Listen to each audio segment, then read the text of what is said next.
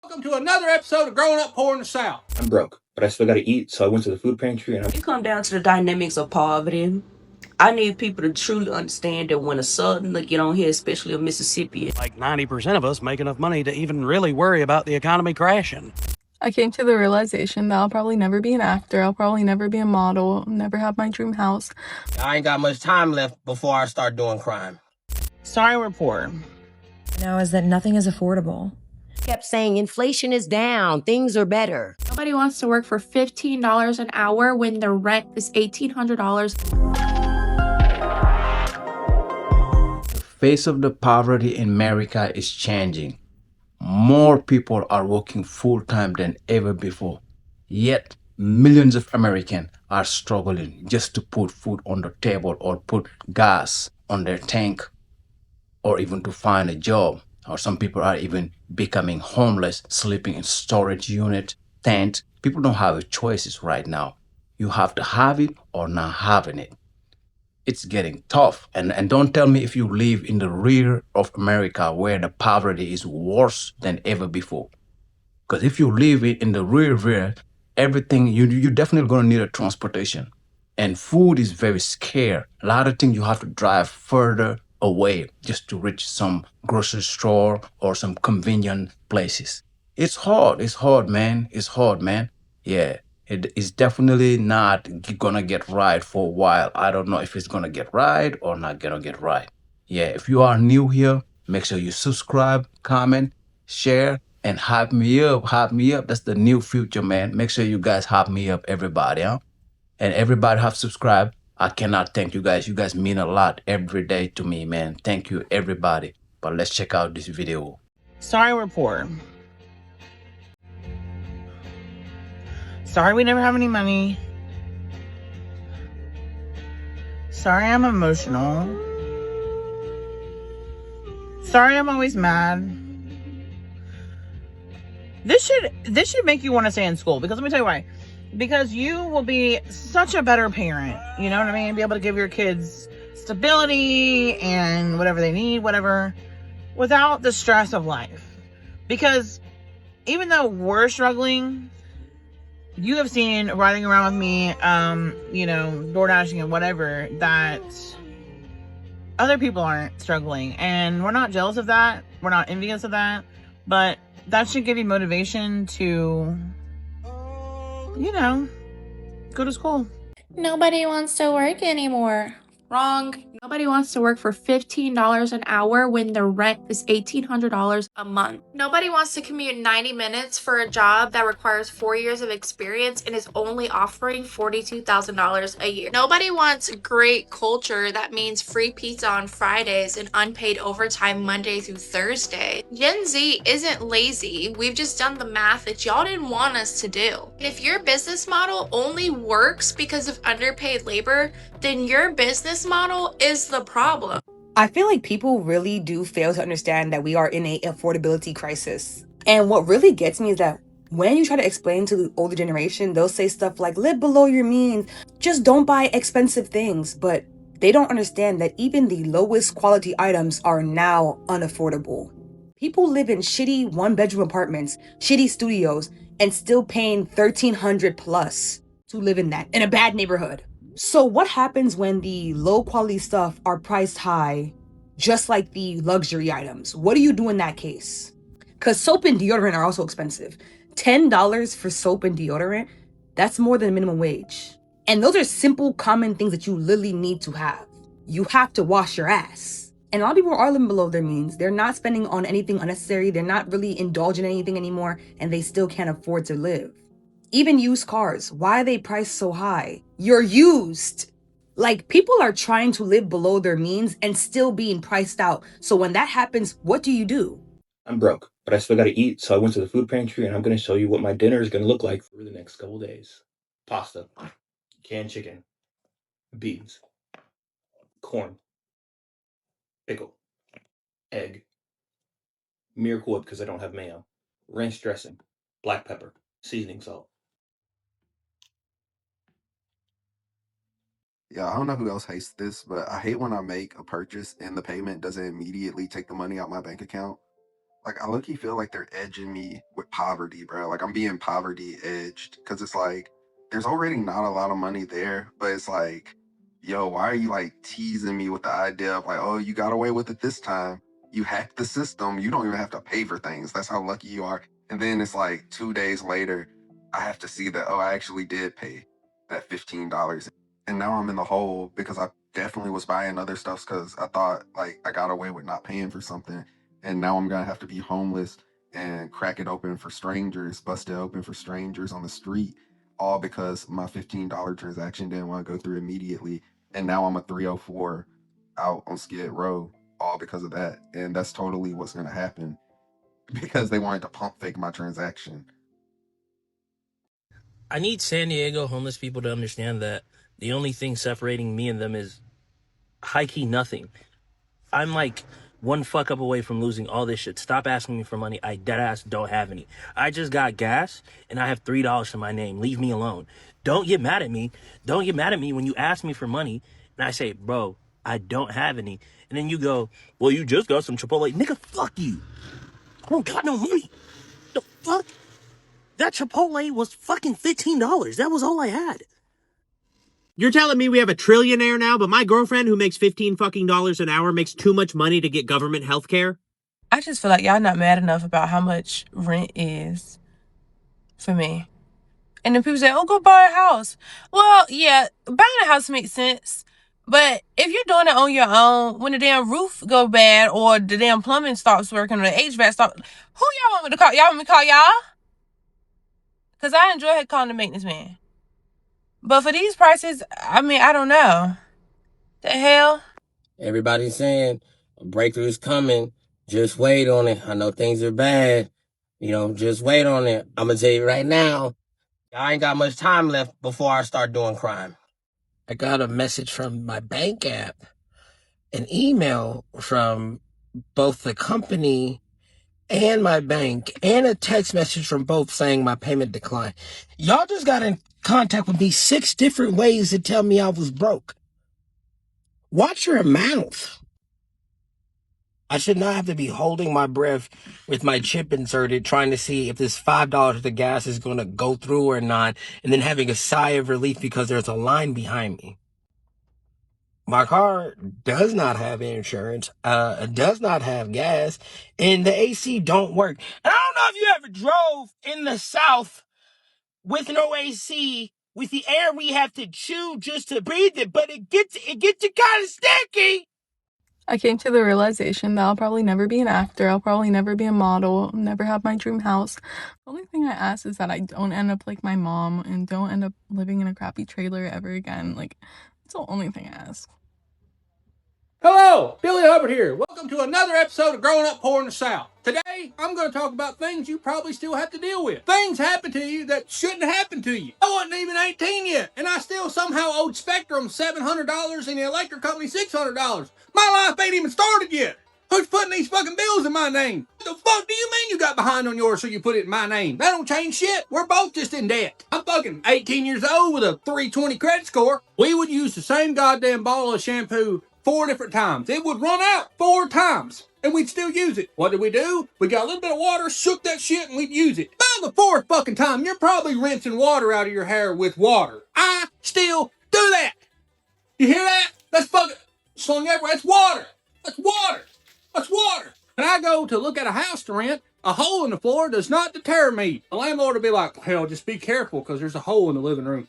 The problem with living in Michigan right now is that nothing is affordable. Gas isn't affordable, groceries aren't affordable, utilities aren't affordable, childcare isn't affordable, and rent isn't affordable.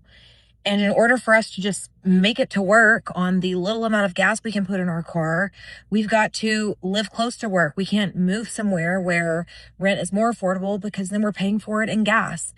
And it's like everything just compiles on top of one another. And the average person in Michigan is struggling. I mean, we're struggling to make ends meet, and we need change. If things are continually rising, but our paychecks aren't rising, we are constantly going against the grain. We're constantly swimming to keep our heads above water, and we're literally working just to survive. Millennials, great news. We're going to inherit $36 trillion in wealth over the next 10 to 20 years when all the boomers die. But guess what? That is only going to the top 10% of households. Over 50% of that is going to the top 2%. And the bottom 90% of millennials, guess how much they're expected to get? Nearly $0. So all of this wealth that is being inherited to the millennial generation is overwhelmingly going to the richest of the rich, which guess what? Guess what that's going to make worse? The income and wealth inequality that this country is facing, it is only going to get drastically worse in the years to come unless there is systemic change that happens soon. Thank you. Probably gonna make some people mad, but I don't feel like 90% of us make enough money to even really worry about the economy crashing. Everybody's out here like, the stock market's gonna crash, share prices are going down, and I'm like, I never got a share in the first place. Everybody's all like, it's because of tariffs. I wanna be in a tariff tax bracket. I wanna know what that feels like. This must be like a new poor people problem, because the old poor people, we don't care. Well, when the $1,000 in your savings account is only worth $100, then you'll care. Who has $1,000 in their savings account? Think I speak for the working class. Bad economy, we're living paycheck to paycheck. Good economy, we're living paycheck to paycheck. Oh, you'll never be able to buy anything new with this economy. The only thing new I've been able to buy in the last 20 years is a frickin' toothbrush. And y'all be like, money don't solve problems. It'll solve like 95% of mine. Don't know what the fuck y'all be talking about. If your money ain't solving your problems, let me have it. I'll show you what it can solve. 6.9 million men, able-bodied men, alive and well in our country right now who are not only not working, they're not looking. And that's never happened in America before, not in peacetime. So you've got nearly 7 million guys who have checked out. At the same time, you have a little more than 7 million open positions. I don't think that's a coincidence. Where is the will to do the work? Are we all on the same page? Like the next time there's an economic crash, which is gonna happen soon because when wealth inequality gets this bad, usually there's a depression that comes after. Are we all on the same page? Like no bailouts. The good times during record profits, we're seeing mass layoffs.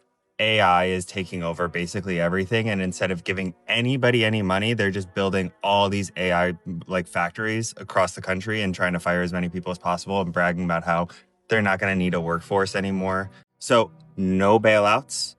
During the good times, they didn't take care of us. So there's no bailouts. Over half of America is basically saying my bank account and these press conferences are not having the same conversation. Because a new report says 55% of Americans say they are struggling financially. And the wild part is every couple of weeks, somebody with a net worth that looks like a lottery jackpot comes on TV to explain to regular people like you and me that everything is getting better.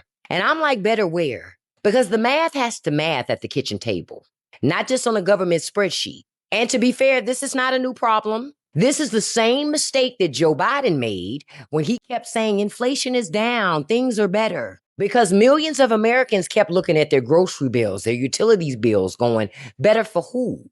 Because regular people like you and me don't measure economy by a chart.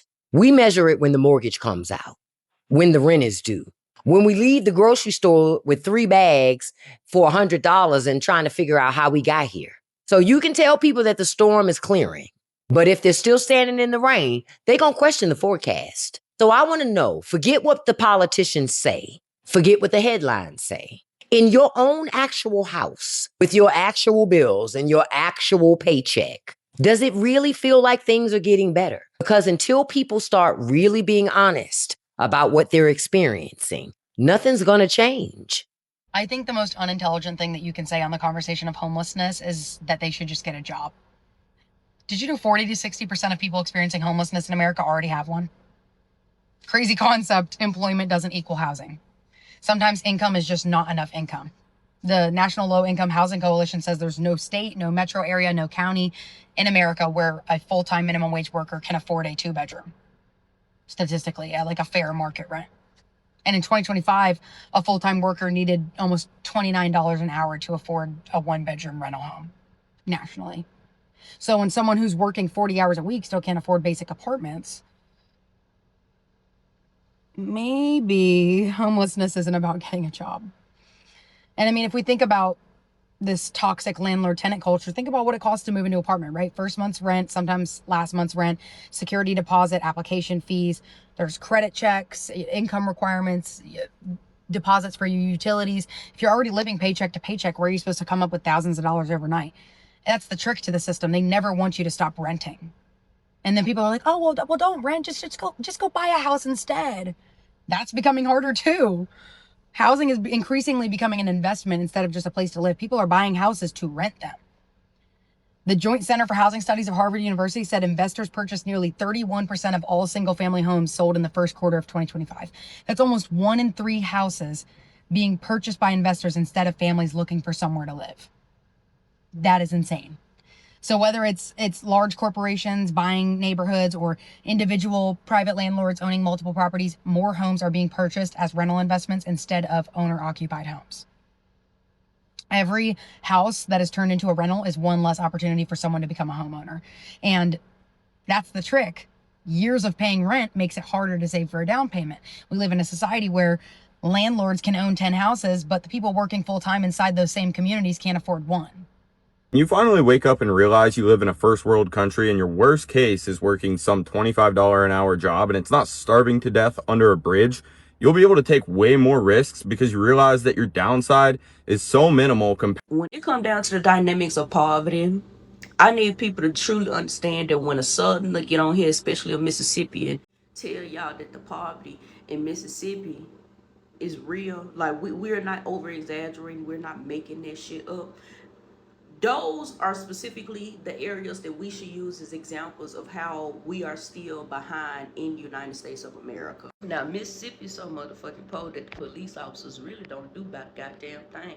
Like, it is quite literally easy to get away with murder in Mississippi if you come down to it, especially if you are in the right specific cities, because a lot of the cities in Mississippi do not have the funding to really do much of any sort of investigations. So a lot of the times either you get off on a clean slate a lot of the motherfucking times, or your ass is in jail for a little minute because they done caught up to you and somebody done actually racked up a lot of fucking evidence to get your ass up in that motherfucker. A lot of street justice is done in Mississippi than there is actual legal justice. Because again, either the police turn a completely blind eye because of the violence that does transpire in Mississippi, or when they do decide to lock your ass up, you gone for a little minute because they done got enough evidence out the streets to really block your ass up legally type shit. Barefooted is still a thing, you know what I'm saying? Like, people do walk around barefoot. I don't know what it is like, but when I was growing up, let me emphasize that. When I was growing up, walking around barefoot, it was a normal motherfucking thing. Children being outside with rags, you know what I'm saying? Like, what I mean by rags, like children outside. We literally had outside clothes and then we had clothes specifically for uniforms. Everybody know outside clothes is any motherfucking clothes that done got too motherfucking little for you and your parents don't actually got the money to buy you some actual real clothes that fits your body. So all of your old clothes, you still wearing them motherfuckers, but they're just called outside clothes. So just imagine a child outside with a motherfucking shirt that's running up their goddamn stomach and they flooding with their motherfucking pants on. It's not the fact that it's done purposely, it's the fact that that's just they outside motherfucking clothes. Growing up having hand-me-downs was literally normal as fuck. Whoever was the oldest, and I'm not talking about no regular hand-me-downs, I'm talking about hand-me-down clothes that your grandma used to wear when she was growing up. She handing that shit down because, again, nobody can afford to really even go to the nearest Walmart to get the children no motherfucking clothes. You see what I'm saying? That's poor. Another area of poor when I was growing up, when we ain't had no motherfucking lights or no sort of motherfucking, you know, what it is, no lights, no electricity, we raise all those motherfucking windows up as high as we can, especially during the nighttime, to get some motherfucking air cooling off in that motherfucker. But in the daytime, you ain't got no other choice but to go outside. Go outside, eat popsicles, go outside, go to the teapot lady house, go outside, help grandma chuck some peas, cut up some watermelons, you know, go clean out the greens or something, because staying in the house is literally fucking torture. It's fucking torture. And then again, my grandma did teach me how to really live when we ain't got no AC, you feel me? Especially going to go get some motherfucking ice, get you a fat ass metal fan, and let that shit just blow through that metal fan. You got you some nice little cooling air, you know what I'm saying? Another poverty-stricken thing that I was raised off on was literally throwing all my clothes in the motherfucking tub and stomping on them bitches. Stomping on them because that was a normal washing machine. After you stomp on them motherfuckers, you go out there, you wring them bitches, and you put them hoes on the clothesline. Clotheslines still exist in Mississippi depending on how far out in Mississippi you go. I used to love going on the clothesline until the motherfucking walls is hiding inside the motherfucking clothesline poles. Now I'm out there fighting for my motherfucking life. See what I'm saying? A lot of the shit that I was raised off that was poverty stricken, like dirt, dusty motherfucking po. When people tell y'all that it is hard as fuck to get your motherfucking ass out of Mississippi, they're not motherfucking lying. They're not lying. I was raised in a fucking 1-bedroom that literally had 10 to 11 people living in that bitch. 1 bedroom, 10 to 11 people stocked up like sardines in that home. Let me repeat myself. 1 bedroom with 10 people stocked up in there hole like sardines. We built everything from the ground up. We was literally community. When I was growing up, bartering was a thing. So if we didn't, well, my grandma one day to get no motherfucking groceries, she was literally knocking on doors, or sometimes she didn't have to knock on doors because all the old people was already sitting outside bartering, giving out specific foods to everybody that possibly did not eat today or their kids didn't fucking eat. And then you got my grandma out there basically doing cleaning services, or my grandpa, he's someone down the street probably mowing the lawn for somebody or cutting down their bushes, or my uncle, he's under somebody's car, fix somebody's car for the day so we can be able to get a free fucking meal. Poverty is sick. It's something. And I know that ain't nothing compared to other people that probably have it worse, like the Appalachian Mountains, you know what I'm saying? Where they really don't even have Wi-Fi services, like talking about it. Where they legitimately just have to live in filth because of poverty. See what I'm saying? Southern poverty is something. It's psychologically warfare. It quite literally is, because when you think you got yourself out of the fucking hole, you are reminded that that hole is only enlarging to give you the illusion that it is being filled, and nothing is being filled. All of your problems are just getting bigger. But because the system is so fucking non-existent in a sense when it comes down to Mississippi, because again, it's not like Mississippi don't do justice. It's not like it doesn't happen. It's just that the justice only motherfucking happen if the street already did the evidence, and the white man just simply want to fucking kill somebody that motherfucking day. But on average, yeah, I try to explain Mississippi poverty as best as I possibly can, especially being from the D South and then having to move to Jackson where I got my education and everything. But that shit past what people would define as ghetto, because you know ghetto is more so ghetto. It's dirty, it's loud, it's polluted, it's people just being around just poor, but it's past that. You know what I'm saying? That shit out there is the Great Depression damn near when I was living in that hole. And that's why it's a saying that if you can get your ass out of Mississippi, you can make it anywhere in fucking life, because Mississippi is quite literally built and bred and created to make everybody's life additionally harder to get out that bitch. If you wasn't already a millionaire before you went to Mississippi, it's gonna be very fucking hard. Very hard for you to adapt, adjust, you know what I'm saying? Especially if you're choosing to move there, not being born and bred there. Moving and being born and bred is two different motherfucking things. More than 1 million Americans went to sleep last night in a vehicle. Not a shelter, not a friend's couch. A car. Parked on a side street, a church lot, or behind a 24-hour store, engine off, windows covered, trying to make sure nobody noticed. And here is the thing that makes this different from what most people assume. Many of them have jobs. Some have kids in school. Others are retired after decades of work. They don't look like the image we have of homelessness. And that is exactly why this crisis keeps growing, because the people caught inside it look just like everyone else. Today, we're going to walk through exactly what's happening, who it's happening to, and why the systems that were supposed to stop this have failed so completely. Let's start with the number the federal government doesn't talk about much. Every year, the Department of Housing and Urban Development releases a homeless count, a single-night snapshot meant to represent the full scale of the problem.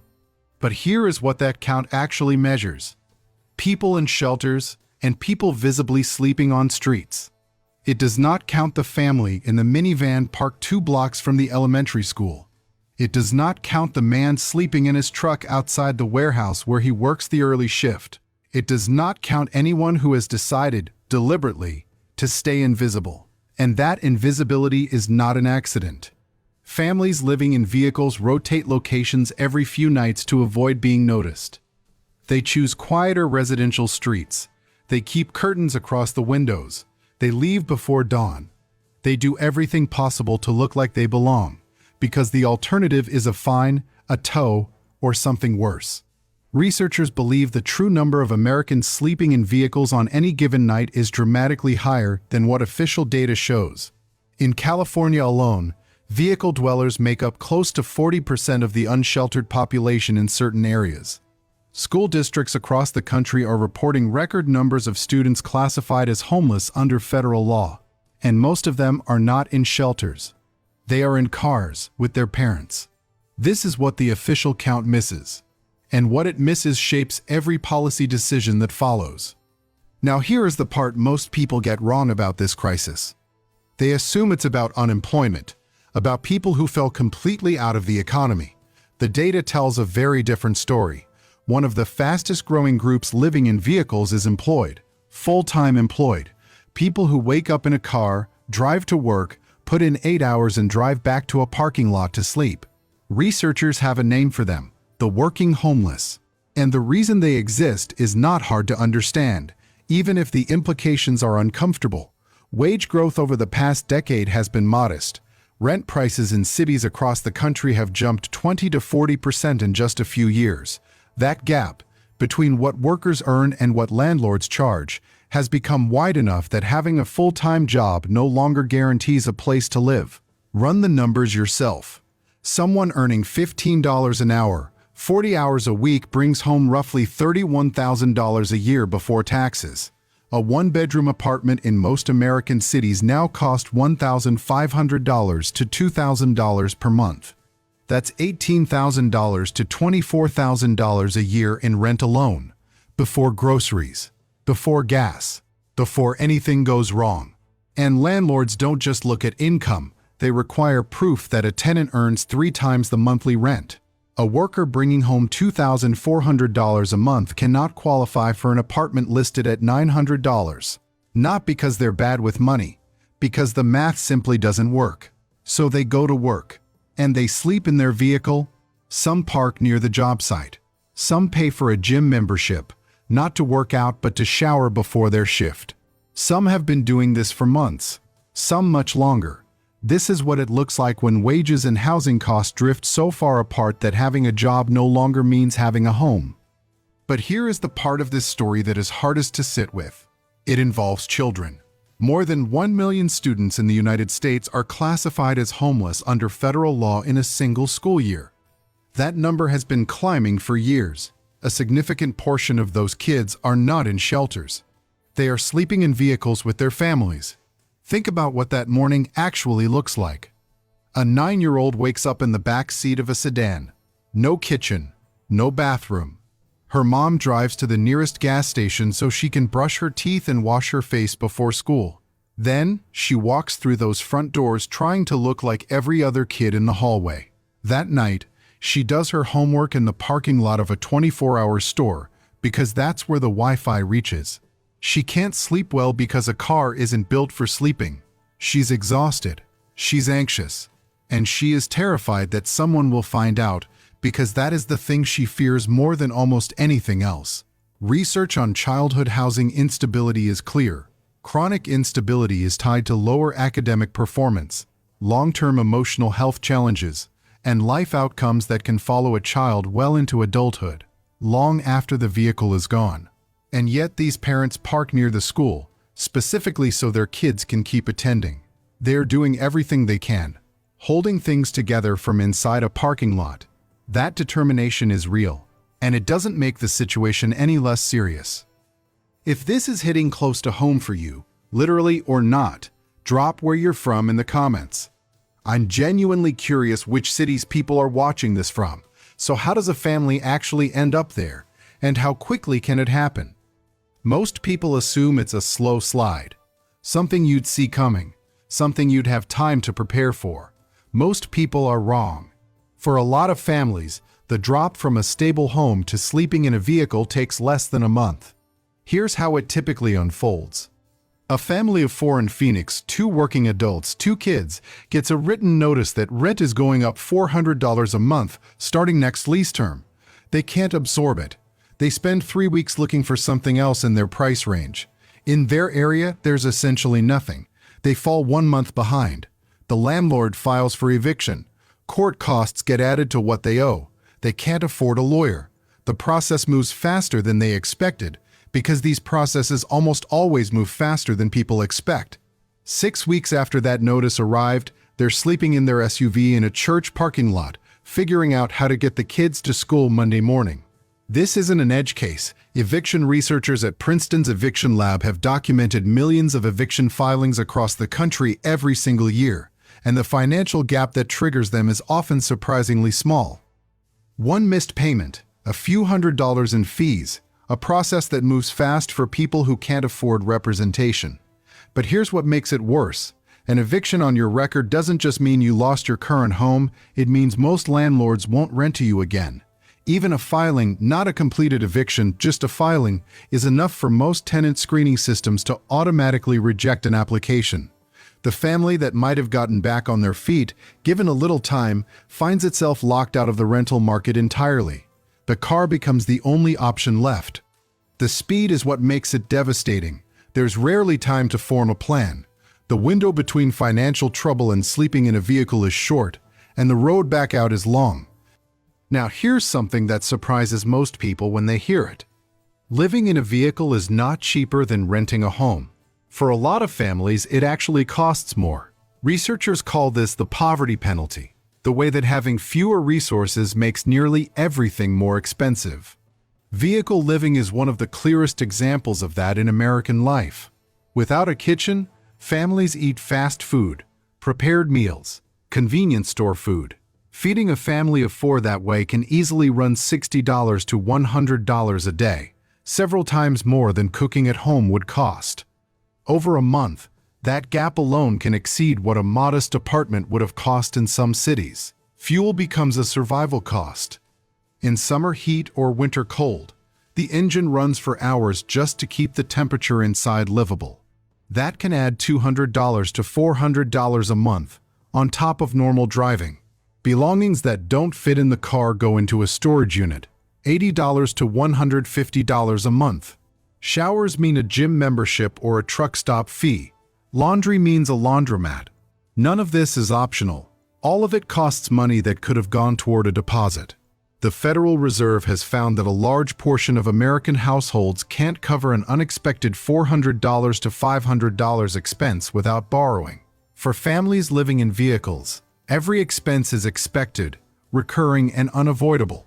And there's nothing left at the end of the month to build toward getting back inside. Being unhoused makes it more expensive to live. More expensive means harder to save. Harder to save means the trap closes a little tighter every month. So what actually built this trap? Because it didn't appear overnight. Over the past decade, rents have risen far faster than incomes in cities across the country. The National Low-Income Housing Coalition has documented something that deserves more attention than it usually gets.